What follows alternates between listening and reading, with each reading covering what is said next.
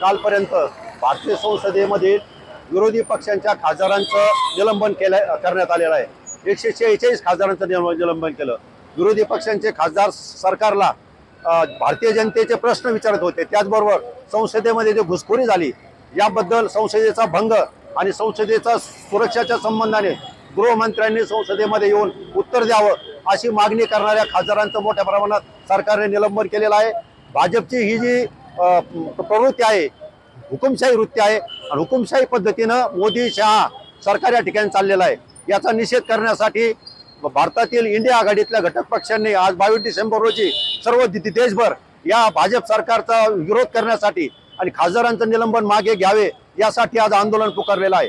आज अहमदनगरमध्ये त्याचाच भाग म्हणून इंडिया आघाडीतले सर्व घटक पक्ष एकत्र येऊन भाजप सरकारचा निषेध आणि खासदारांचं निलंबन मागे घ्यावे यासाठी आज या ठिकाणी आंदोलन होत आहे।